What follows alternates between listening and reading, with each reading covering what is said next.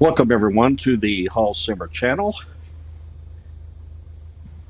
Just to review from last week before we cover our topic this week, we were talking last stream about taxiing to the runway and then doing what's called the run-up. And we went through that procedure, and that's where we left things off last stream. This stream, what we're going to do is we're going to focus on taking off. So we're going to cover some things. We're going to cover a normal takeoff. We're going to cover a short field takeoff. And then we're going to cover a soft field takeoff. We're going to cover all three of those things this particular stream. So hope you find this helpful as we continue to discuss various learning to fly topics for the absolute beginner. If you're new to flying, this is the channel for you. If you are an experienced pilot or experienced flight simmer, this is probably not the channel for you because you will already know these things. So this is designed for those who are brand new and wanting to learn to fly. So I would recommend, if you have not seen the previous streams, that you go to the video portion of this channel to review, because that will provide some context and lead you up to what we are discussing today in terms of taking off. So with that said, we're going to jump right in. What I'm going to do is focus your attention on this in my flight simulator, which is Flight Simulator 2020. We have the ATC window here, so that I'm pulled this up so that you can see that we were talking with ground. And you talk with ground, just as a reminder, before you taxi, to let them know that you're requesting taxi to the runway. And so you see here, you might remember the 4 parts of communication, which is, first of all, who you are talking to, in this case Spirit Ground. Who you are, you identify yourself, which is Cessna Alpha Sierra X-Ray Golf Sierra. And then where you are, which is not included here, it's skipped, but you could say something like Ramp 9 parking, general aviation parking, or some area of the airport, to identify where you are located, and then what it is you want or why you are making the request. In this case, ready to taxi, and also indicating which way you're going to depart when you take off from the runway. So we'll just say straight out departure with whiskey, which is, as you recall from the past stream, listening to ATIS, you'll get a signed letter like W, and this just indicates that we have information W, or whiskey, which tells them that you're what information you have to let them know if you're up to date or not, because they can update the ATIS information, and when they update it, they go to the next letter. So this is a way to communicate with them what information you do have. So after you make the request, the ground will talk to you. Cessna Alpha Sierra X-Ray Golf Sierra, taxi to and hold short of runway 26 left. Now notice the command to hold short. So there is a line that you do not want to cross until you are given permission by tower to cross it. What I'm going to do is I'm going to temporarily go outside the aircraft, and you'll see the hold short. Let me get rid of or move the ATC box a little bit. This is the hold short line right here, and you want to make sure that you are on this side of the hold short line, and you do not cross this until you get permission from the tower. And even if you do cross it, you want to be alert to the fact and make sure there is no incoming traffic that might be landing on this particular runway. So I want to point that out, that that's what hold short means. So I'm going to go back. I'm going to change view now. Using taxiway Alpha, which is how we got to the runway. Contact tower on 124.75 when ready. So you repeat the instruction that ground gave you to let them know that you understood what they said, and so that they know that you heard them correctly. So you say taxiing, hold short, runway 26 left via taxiway Alpha, Cessna, X-ray, Golf, Sierra, and notice it's an abbreviation. After you initially contact them and give them your full identifier, you can then abbreviate from then on, and this is the abbreviated form. And so we have communicated with ground, we have taxied, we have done our run up, and then we have maneuvered the aircraft to hold short, and now we're ready to talk to tower. So the active frequency for tower, and you can see it right here, or you can go to airnav.com as one place, and you can type in this airport is KSUS, Spirit of St. Louis, or Kilo Sierra, Uniform Sierra. You can type that in under the airport tab, as we showed you in the past, one of the past streams, and you can look up the frequency information, including the tower frequency. You'll notice right now I went ahead, even though I could choose that from here and make it the active, I went ahead and dialed it in here, 124.75, and you can then, this is standby. I don't know if you can see that. Let me zoom in so you can see the radio. This is standby. You're going to swap to make it the active, 124.75. And then from there, let me put this back because this is confusing me a little bit. I lost there we go. Whew. It switched it to ground. I want to talk to tower, so I guess I'm going to have to leave it over here.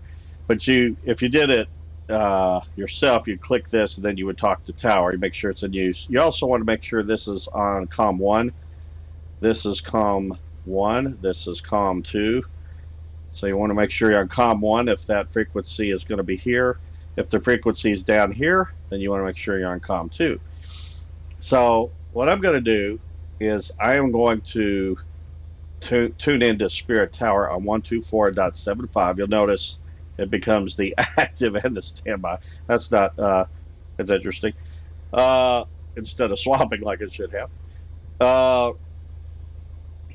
And then you're ready to communicate with tower, and you're going to request takeoff clearance. Remember, we're flying visual flight rules from the airport. So here we go. Tower Cessna Alpha Sierra X-ray Golf Sierra ready at runway 26 left, departing straight up. Cessna Alpha Sierra X-ray Golf Sierra altimeter 29.9 departing straight out. Approved. Cleared for takeoff runway 26 left.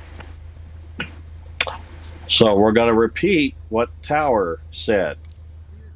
Cleared for takeoff runway 26 left, Cessna X-ray Golf Sierra. So once again, let's go through this. First, we made the request. Who are we talking to? Spirit Tower. Who we are. Cessna. Oops, my other computer screen went dark. I need it back. Who we are. Cessna Alpha Sierra X-ray Golf Sierra. And then where we are, ready at runway 26 left. What do we want? Departing straight out. Actually, all this is the Y. Ready at runway 26 left, departing straight out. So we are making that request, and then they tell us what to do, giving our identifier, Cessna Alpha Sierra X-ray Golf Sierra, altimeter 29.92. Remember, if we want our altitude above sea level to be accurate, we got to make sure that our barometric pressure is set correctly, and it is 2992. See the past video streams where we talk about that.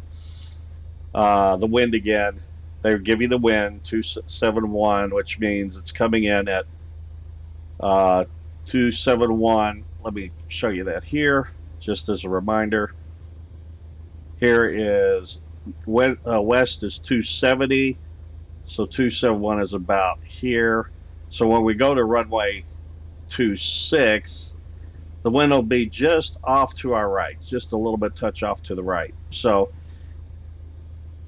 departing straight out, approved, cleared for takeoff, runway 26 left, and then we repeat, cleared for takeoff, runway 26 left, Cessna X-ray Golf Sierra. So you see the communications there, and you start to see a pattern. And so I recommend in your particular flight simulator that you, if you have this capability, that you activate it so you can get familiar with some of the basic communications that you may be using as you learn communications for aviation communications with ground traffic and all of the things. In fact, when you are in flight, en route, and then landing, etc. So, having said that, what we're going to do is we're going to want to make sure we're going to do what's called lights, camera, action, which is also a quick check to make sure we have the lights we want on. It's daytime, so we don't need navigation lights. We talked about this before. We might use the strobe lights, even though, just to kind of get people's attention if they're not on already. Remember, at nighttime, out of consideration for other pilots, some pilots will leave this off until they get to the runway because they don't want to blind other pilots. Want to make sure our beacon light is on. And taxi and landing are more important at night. I'll leave those off for now, unless you just want an extra light. You know how some cars will leave their lights on to kind of get your attention, so you can leave the landing light on, and the taxi if you want. But you know, it's daytime, so I'm gonna just keep those off. And that, I think, is that. Trim is set for takeoff, and just kind of a quick check. So anyway, lights. Next thing's camera. That means have your over here, have your transponder set to altitude so that the air traffic control can see you on the radar. Make sure you're at 1200, which is the standard code for VFR flight. So that is the camera part, and action would be taking off. We're going to go ahead and get onto the runway and get ready to go. Now, of course, you want to look for traffic before you go on, so you want to see if anybody's coming in. You'll look through the window, make sure all is clear, and then we're going to position the aircraft onto the runway.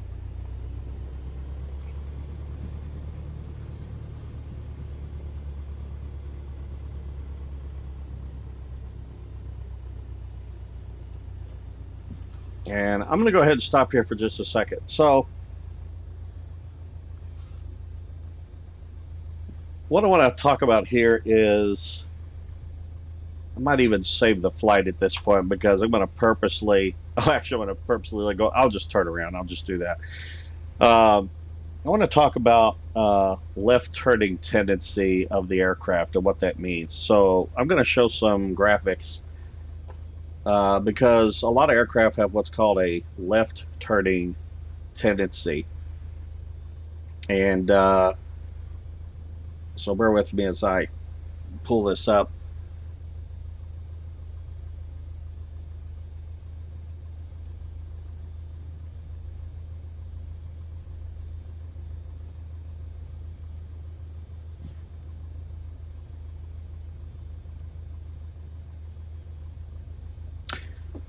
So you see this torque effect. So one of the things that causes a plane to turn to the left is a torque effect. So what's happening is the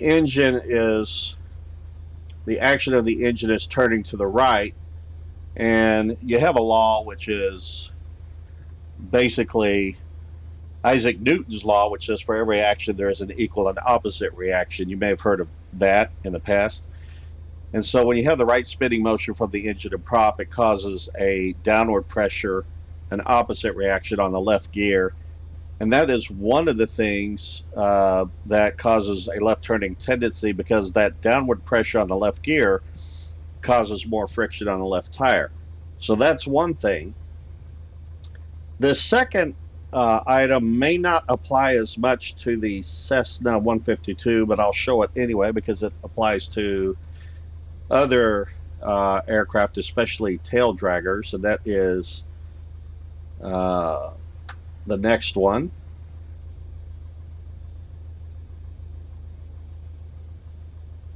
We should see a change here. And this is P factor. This does not mean as your bladder gets heavier from drinking water that you put more pressure on the left because you're the left side of the plane that you cause a left turning tendency. It's not. That's not what P factor is. It has to do with propeller. It has to do with the way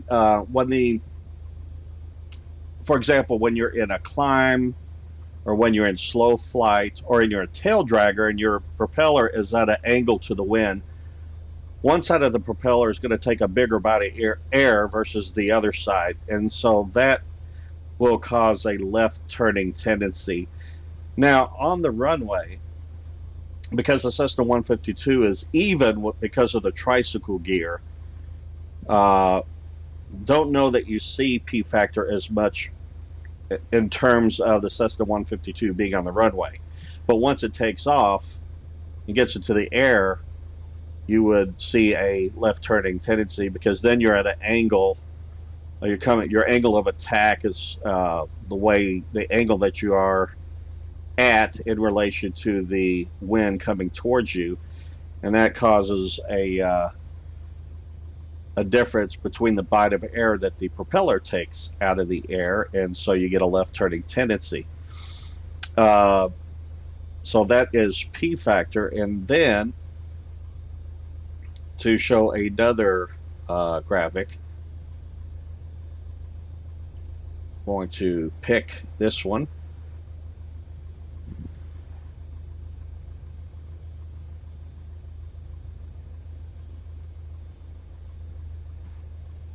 And this is slipstream. So what happens, and by the way, I want to give credit to Bold Method for these graphics. Bold Method is a great site to go to learn how to fly, by the way. And even after you learn how to fly and you feel like you've advanced in your skill set, it's actually a great site to go to for additional information and how to fine-tune your skills and just continue to learn. So I highly recommend Bold Method, and I think I have them as a resource on my channel. But you could also search for them on the internet and find them to be a great resource. Anyhow, what happens is the slipstream, the spiraling slipstream, as you see indicated by this orange line, it is corkscrewing around the aircraft and hitting the vertical tail stabilizer, and the way that the wind hits that vertical stabilizer, it makes contact and wants to yaw the aircraft to the left. So you have at least three things. I won't discuss the fourth thing, but that might cause a left turning tendency, but there's three things that can impact an aircraft. Now, what I'm going to do, just to show this, is I'm actually going to take off. I'm not going to leave the runway. I'm just going to add power to the throttle. Okay, so I'm going to add power here. I'm going to push this in, but I'm going to do it via my joystick. I'm going to do it gradually, and watch what happens to the aircraft if I don't correct for the left turning tendency. So I'm just going to add full power. Watch what happens. See how this is a low wind day, so we're not being blown by wind. See how it turns to the left? Okay, I'm going to hit the brakes and go around. But you saw immediately that we started to turn left. So you have to correct for that. And I'm going to hit some bumps here. I hope I don't break anything.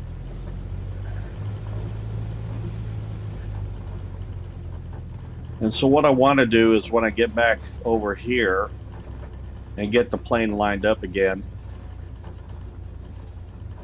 I'm going to talk about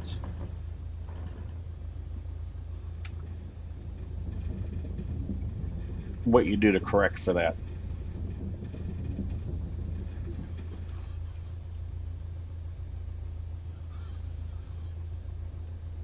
So what you do in order to correct for that is, if you go behind the plane, you want to add a little right rudder.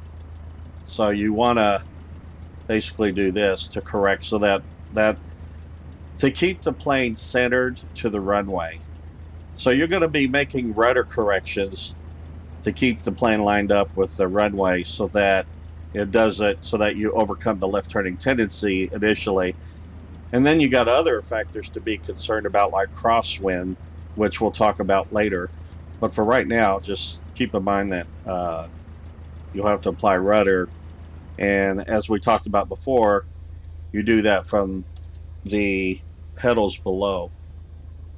Oops, I forgot to take the graphic out, didn't I? So let me show you one more. I caught myself.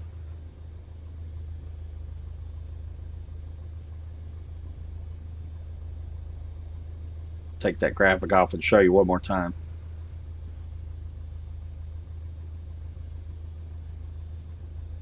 Okay, so what I was saying is, to correct for the left turning tendency, you have to add rudder. You see the rudder back there as I have a joystick, so I'm twisting the joystick. You have to add right rudder like this in order to correct for the left turning tendency. Again, you're going to be on the inside. What you're really going to be doing in the real world is pressing that right pedal right there like that to correct and apply right rudder. And you will be using rudder to keep yourself centered with the runway as you take off. So that's one skill that you will practice in your takeoffs. So we have that. We're getting ready to do a normal takeoff.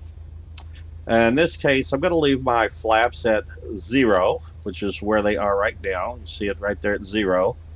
Let me zoom in so you can see that a little better. We're at 0. Or you could do 10 degrees if you want to get off the ground a little faster, but we don't really have any obstacles close by. They're way, way down there, so we got plenty of runway. We should be good to go. And the next thing you're going to do as a check is you're going to make sure that you have your carb heat is pushed in. And some of this you will do before you actually, you may do some of this even before you get on the runway, so you're done with it. But your carb heat is cold. Then you're going to apply full throttle. And then what we're going to do is, when we reach, in this case, 54 knots, so this is 40 knots, 50 knots, and right before the middle line here, so at 54 knots, we're going to rotate. We're going to pull back on the yoke like this. Just gently pull back and until the plane lifts itself off the ground. And then after that, we're going to climb at about, well, we'll climb it, as you recall from one of our past streams, we'll climb at 67 knots, which is the best rate of climb for this example. So that's VY. And so let's give it a try and see how it goes for a normal takeoff. So I'm going to try to get a position so you can see, keep your eye on this. You want to also be you want to be looking at the end of the runway to make sure that you stay centered, and do occasional glances down here, but for the most part you want to make sure you're looking down this way to make sure that you're staying centered with the runway. We're going to apply power evenly. So 1, 2, 3, and notice I'm applying right away. You can't see my feet. I am twisting the joystick to the right to apply right rudder. I'm occasionally glancing down to 40 knots, 50 knots. There's 54, so I can start to rotate on the ground. I'll just ease off. And now we're at 67, so I'm going to pull up just a little bit to maintain that 67 right about there, and set some trim, which we'll talk about trim later. but going to try to hold that 67. If you're going too slow, you'll nose down, and if you're going too fast, you'll bring the nose up a little bit. So you'll pitch up or pitch down to get your speed correct. So that is essentially your normal takeoff. And another thing you might do is look behind you to make sure this is hard to do in a simulator, but make sure you just sort of look back over your shoulder, make sure you're staying in line with the runway as well. So that is the normal takeoff and how that works. So try that for the normal takeoff. I'm going to hit the escape on the keyboard because I want to stop the flight and go to the next thing, which is the short field takeoff. So what we're going to do here is we're going to go to an airport that is Whiskey 16. It is an airport that is in Washington State, I believe, if I recall correctly. So I'm going to go to the main menu, and we're going to find this particular airport. So if you're using Microsoft Flight Simulator, click on World Map. If you're using another simulator like Prepared or X-Plane, you'll search for your airport. In this case, I'm going to type in W16 and hit enter. And this airport is called First Air Monroe. And Whiskey 16 is the identifier. So, and we really don't hit the problem with this airport. We really don't have a place. If I click off of it a second, well, I can't even get it to disappear. We can't, there's no spot over here to allow us to taxi for. It just kind of wants to start us right here, so that's okay. So we're gonna click on this and we're going to click on this, and I guess it is already set. And then we're going to fly from runway 25. Remember, 25 is 250 degrees. Remember, west is 270 degrees. So we're basically flying a little bit. We're going to be flying to the northwest, I believe. A little hard to picture my mind without having the heading indicator in front of my eyes, but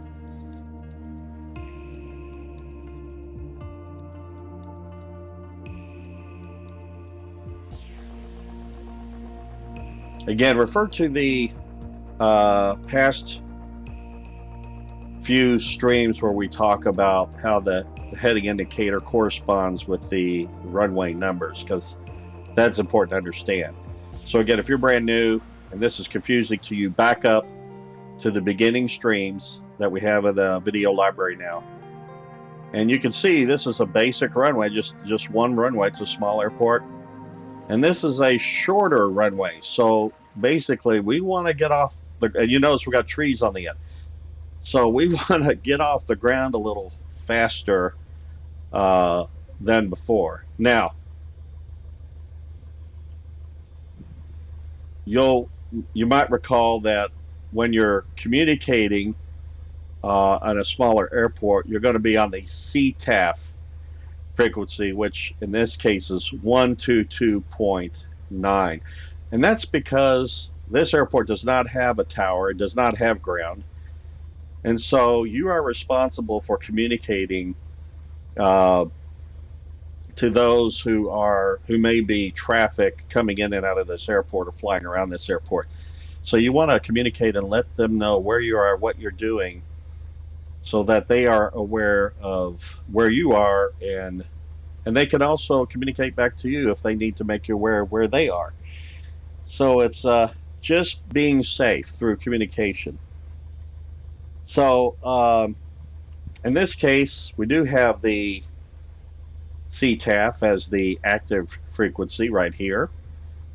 And we are at the runway, so really we are ready to announce takeoff. But before we do that, let me just make sure I'm not missing anything.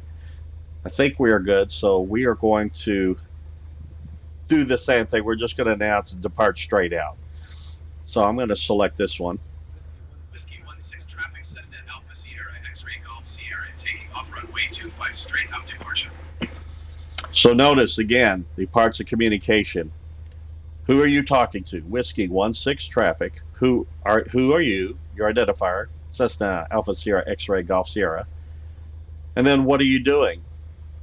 Taking off runway 25 straight out departure. Okay. So you'll start to see that pattern, and you'll get more familiar with that.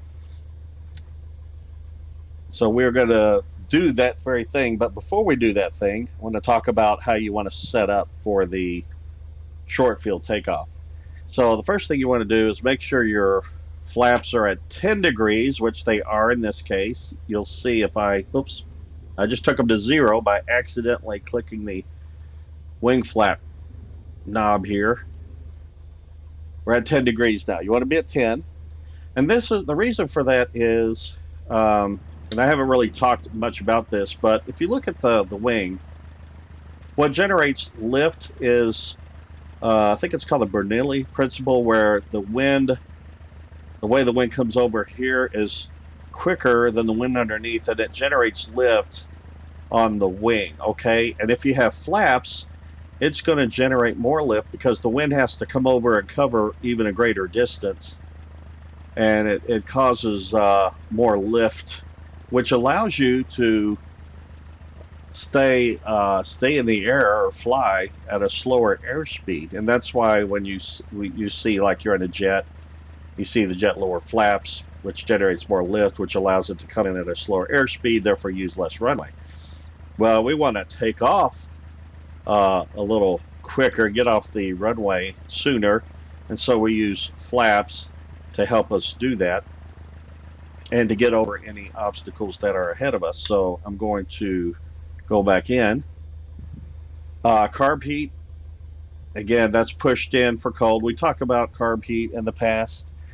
Now, the other thing I did not do on the normal takeoff, which you can do there as well, is you can, and let me back this off a little bit so you can see, you can hold brakes and push in on the throttle, and just to make sure everything looks good, kind of give things a final check. We're in the green on oil temp, oil pressure, fuel quantity is good enough because we're not going a long distance. Everything looks good. Just a quick check. All is well. So what I'm going to do is center back here. And also the other thing to not forget is to make sure your mixture is rich. If you're below 3,000 feet, it's pushed all the way in. We are good. Now what we're going to do here is we're going to rotate at 54 knots again, just like we did before. We're going to climb to 50. We're going to go to 54 right here. We're going to rotate and we're going to climb at the best angle of climb, 54 knots, until the obstacles are cleared, okay? Once we clear the obstacles, we can lower the nose, gain airspeed, such as about 60 knots, and also make sure we're about 200 feet or 300 feet above ground level. So right now, we are at, looks like we're at about 20, 40, 60 feet above sea level. And so that would mean we would want to be about, 320 feet or so before we let the flaps go back to 0, and then maybe climb at the best angle of climb at 67. So let's give this a try and see how this goes. So I'm going to release the brakes. Remember, you might have to apply right rudder because of the left turning tendency. Keep that in mind. So I actually forgot to release the parking brakes. So I'm holding brakes. Now I'm going to let go. And we're going to Keep our eyes straight ahead, but occasionally look down at the airspeed. 35 knots, 40, 45, 50, and about 54. We're going to pull back. That was a little abrupt, but anyway, we're going to try to go for 54 knots. We want to make sure that we clear the trees. So we're going to get over those trees and hold at 54 knots. And then once we've cleared the trees, we're like, okay, we're cleared the trees down. We're going to lower the nose a bit to 60 knots. You'll see we're at 60. And we're already above 200 feet, so we can then release the notch of flaps. See, it's going to 0 on the flaps. And now we can aim for that 67 knots and trim for that as the best rate of climb, like before. And we have a short field takeoff. So that's the short field. And Whiskey 16 is a good runway to practice that if you're looking for an airport with a short field. Of course, one thing to keep in mind is you want to make sure you do have enough runway so that it's not too short.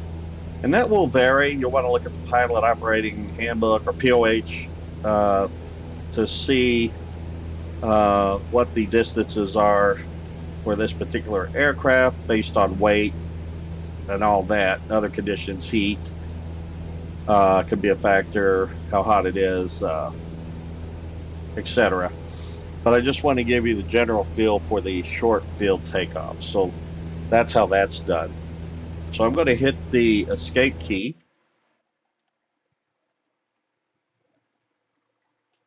And now I'm going to talk about the next topic, which is the soft field takeoff.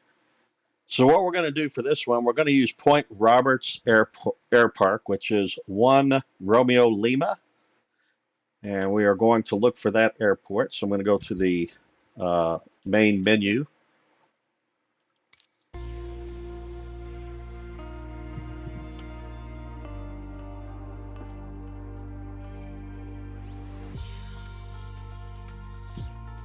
So let's find that. All right, so we're going to look for 1 Romeo Lima. And there it is, Point Roberts Air Park. I don't remember which state this is in, but what I'm going to do, there is and I'm glad this is the case, there is a spot here off of the runway. I'm going to select this and set it as departure and go ahead and fly that.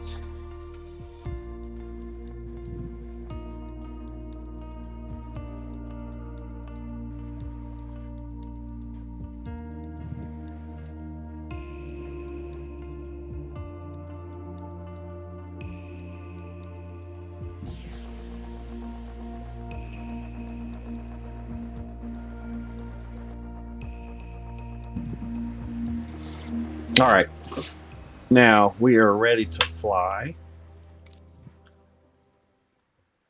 Okay, now instead of going through the pre-flight inspection and the engine startup procedures and all that, I'm just going to cheat. If you want to see how that's done, go back to the past streams. I think it was the first one we talked about, the first or second stream. And review that, because that will tell you how to start up your aircraft from cold and dark. I'm just going to hold the control key down and hit the letter E as in echo and start it up that way. Just totally cheat, right? And you'll notice that the, by the way, the CTAF traffic here, this is a small airport as well, is 122.8. And so I want to come out and just kind of show you just get a lay of the land here. So we're going to actually turn around, and then the runway, it's kind of like the letter L. We got to go on the base of the L. We got to turn around and go that direction, the opposite way, and then we'll make a right to get onto the runway. Now, because this is a soft field, we have to do some things differently that I want to let you know about beforehand before we actually do them. First off, is we talked about the um, pre-flight inspection, then the starting the engine, and so forth. You remember at the Spirit of St. Louis Airport, we did the run up in an area right near the end of the runway. It was in an area that's close by the end of the runway, and we do it right before we take off. Here, you want to do the run up here before you get rolling, and here's the reason why: is because you don't want to stop the airplane once you get rolling. Because this is a soft field, there is the risk that your front wheel especially will get stuck. And so you don't want that to happen. You don't want to be like the fly on flypaper out there with your plane stuck in the field because it's a soft field and you can't move. So you want to keep your plane in motion once. Now we're on a firm surface. Well, I mean, this is pretend, right? Uh, this is a firm surface, so we can leave it here. But once we get rolling and we get onto, let's say, a grass field, a grass strip, we want to keep the plane going. So what we're going to do, we're also going to take pressure off of the nose wheel by holding the yoke back. So as we taxi, we're going to keep holding this back as well. Even as we take off, we're going to hold it back because we don't want to nose over. We don't want the nose wheel to get stuck.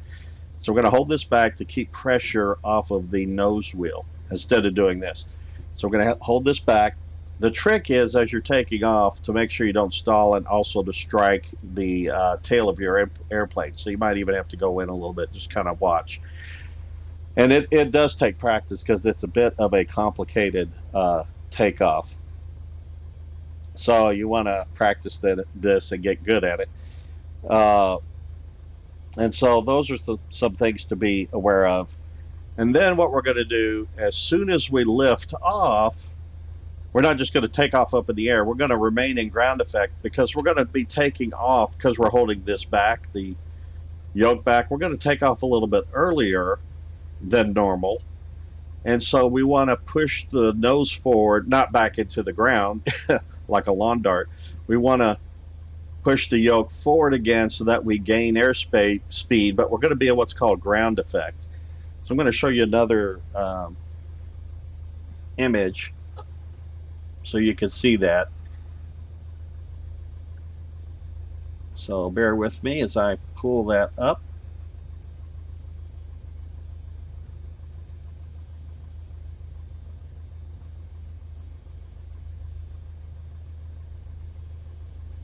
So this is ground effect. So basically, when you are above the ground, when you're close to the ground, you'll have a cushioning effect, which will help it'll help the plane sort of float along the runway. Okay, and so this ground, and basically, if you're about less than a half span, like a half length of your airplane, in other words, half a wing height, less than that above the runway, you will have what's called ground effect, and you'll get this cushion of air, and it will help the airplane to float, and that will be helpful as you're trying to gain airspeed and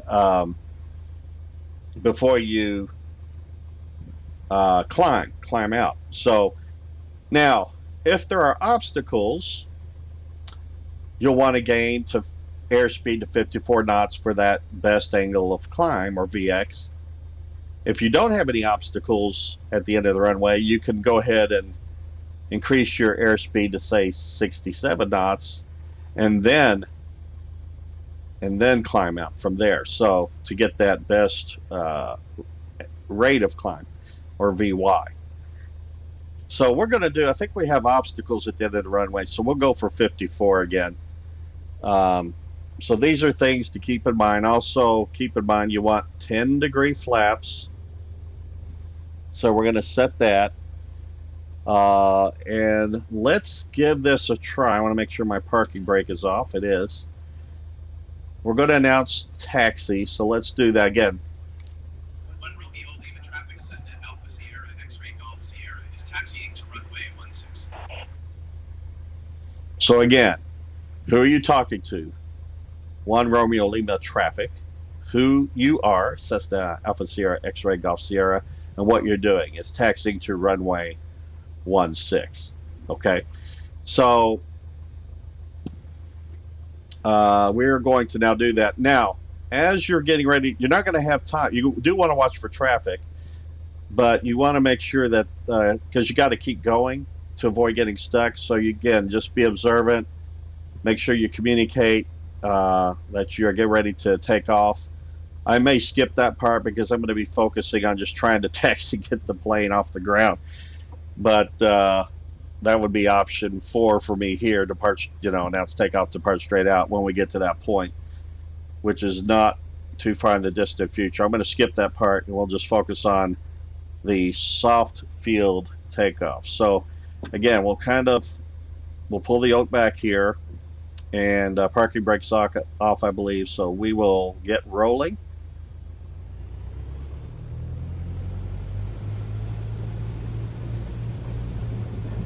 And again, keep in mind you want to keep rolling. You don't want to roll too fast, but you want to keep rolling. You may have to add some power, and hopefully this will go well. It won't be too challenging. Now I know the runway is to the right, so remember you don't want to stop. It might be grass, soft grass field. So there we are. We're going to go ahead and apply power. We're just going to go. Keep the yoke back, but not too far back. Just kind of keep it back. And you might even hear the stop horn. I'm going to try to. Okay, there we go.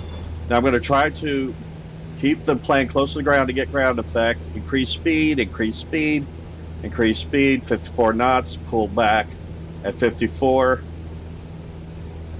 Make sure that we clear. Going a little slow. Make sure we clear the trees. We're over the trees. Now I'm going to lower the nose, gain a little airspeed to about 60 knots. Make sure I'm above 200 feet. Release flaps. Now back to 0. Now I can climb out at 67. So I'm going to pull back a little bit because I'm a little bit fast. Right about there. And there I'm sorry. Set my pitch wrong, went the wrong way, but so I'm going to nose up a little bit, and right about there is where we are. So that is the soft field takeoff and how you do that. That one is more involved. Take some practice. Don't get upset if you wreck your virtual plane. Your flight instructor will help you. That one probably, I would imagine, if you did the real thing, you might sweat a little bit until you got comfortable with it. But it's good practice. So I hope that you enjoyed that. Now what I'm going to do is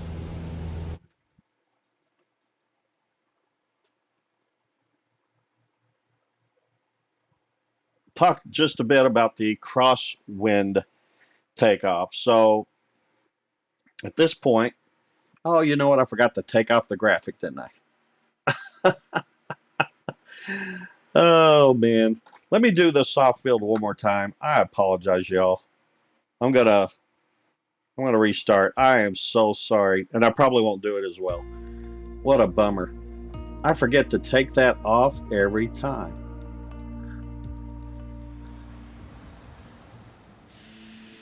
So we're going to do this again. I'm not going to leave you in the dark because you couldn't see. So let's do the soft field one more time.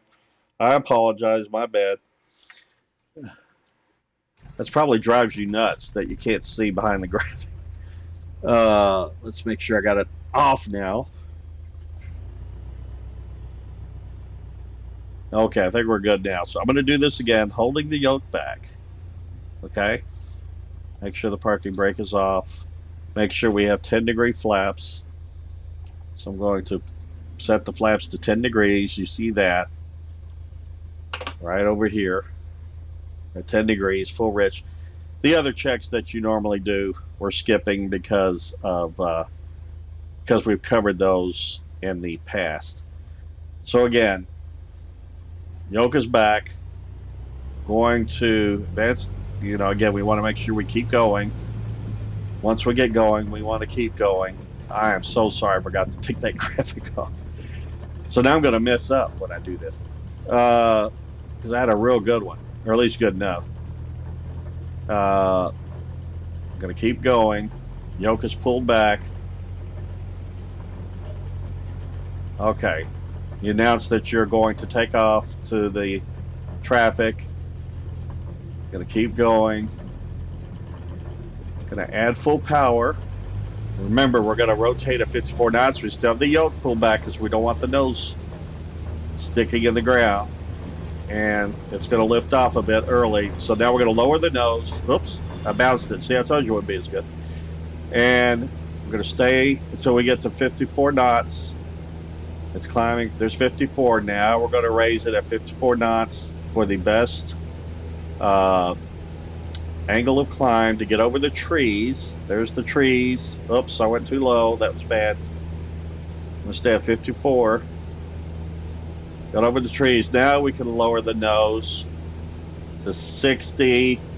Make sure that we are at least 200 feet above ground level. Release the flaps. Lower the nose to get the 67 knots to get the best rate of climb.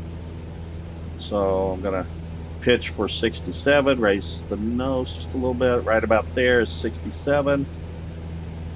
And then basically set the trim there so that I don't have to, oops, I'm a little bit fast. Set the trim there at 67 and then let the plane just fly out from there. So, not the smoothest one, but because I forgot to take the graphic off, I want to do it again to be fair to you guys, so I apologize. I keep forgetting to do that. I'm going to get better at taking that graphic off. I'm still fairly new to the Twitch stream. Now let's go back and talk about the crosswind, because in a perfect world, the wind would always be blowing directly toward us, but we know the wind comes in from different directions. So I am going to, I think I have a flight loaded for crosswind. I hope I saved it. Did I not save it? Well, that's really good. All right. So what I'm going to do is we're going to go to the, oops, cancel out of here. And we're going to go to main menu because we're going to go back to Spirit or St. Louis.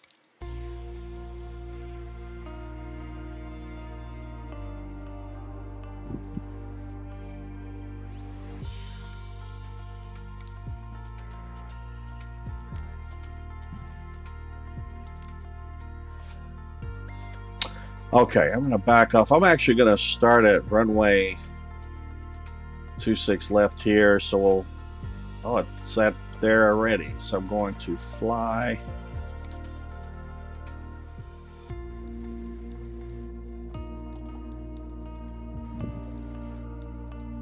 And while I do that, I'm going to put another graphic on there, but I'm going to try to remember to take it off this time.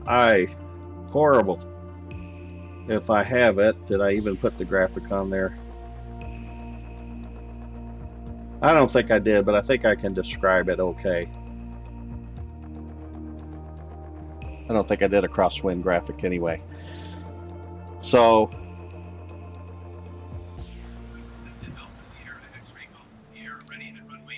right now we have no wind, okay? So it's light winds, it's a nice day. But when your winds get stronger, and let me go outside the airplane. And let me get rid of those flaps. I'm going to go to 0 flaps. When the wind is stronger and it's coming in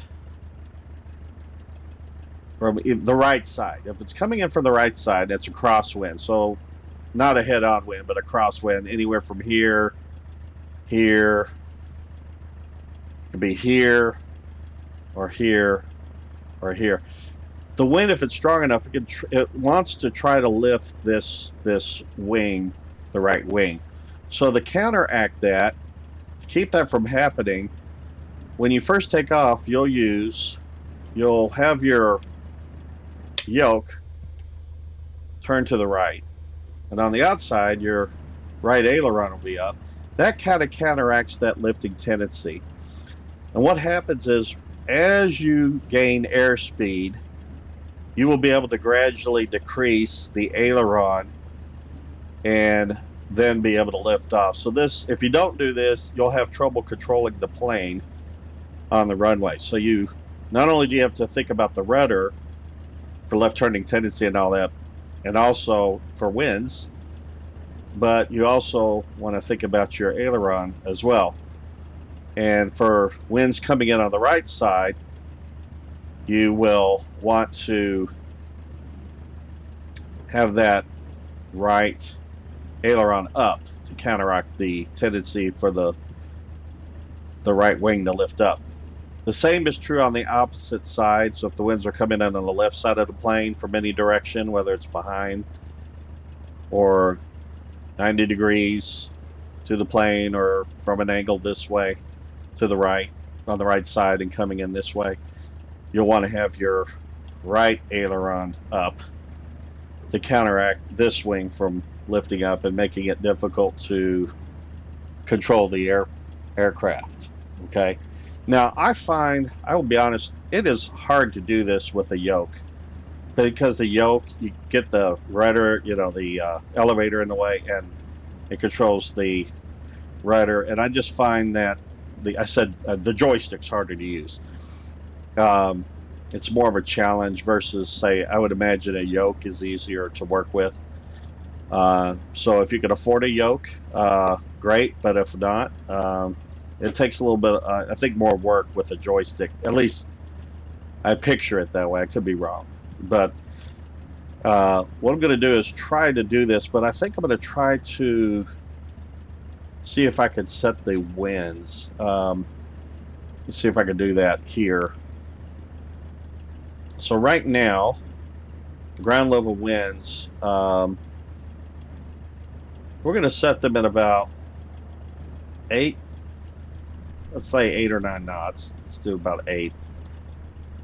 And because we are taking off at the, we're taking off basically this direction. So what I'm going to do is I'm going to have the winds coming in from the north. Or from the south. Let's see, is this south? The north?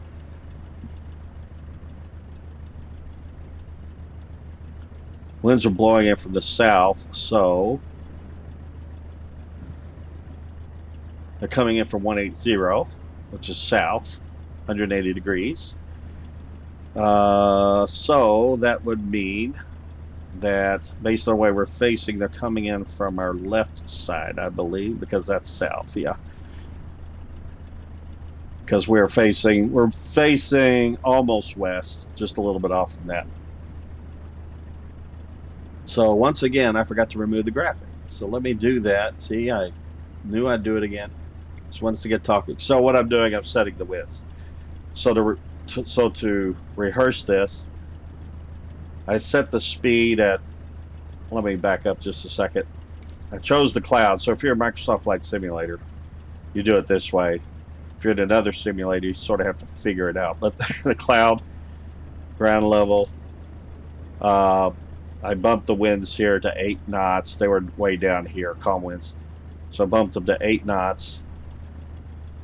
And I'm going to have the winds coming in from the south at 180. Okay. We are taking off. So that means at 8 knots, if this holds, and I'm doing it right, that would mean,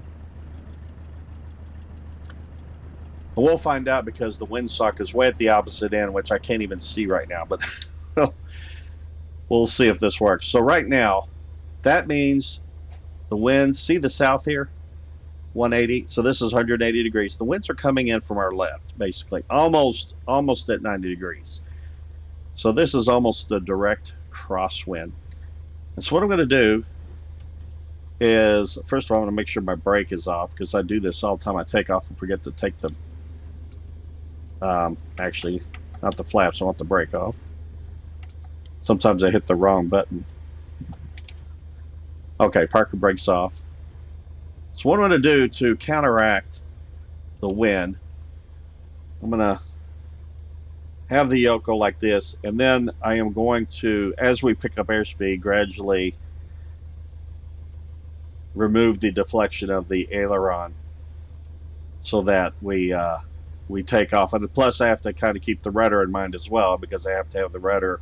I have to make sure that we are staying on the runway. Sometimes I'm really bad at this, and other times not so bad, but hoping for a good takeoff. So I'm going to try this crosswind, and hopefully we do have the winds in effect, but if not, we'll just have to pretend.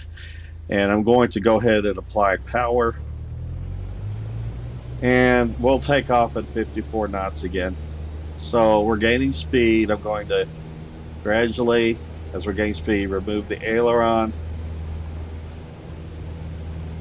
And one of the things we need to do as we get to the end of the runway, we take off, we're going to crab into the wind. So right now the wind's blowing from the left, and to maintain alignment with the runway, we're crabbing. See that? See how we're crabbing?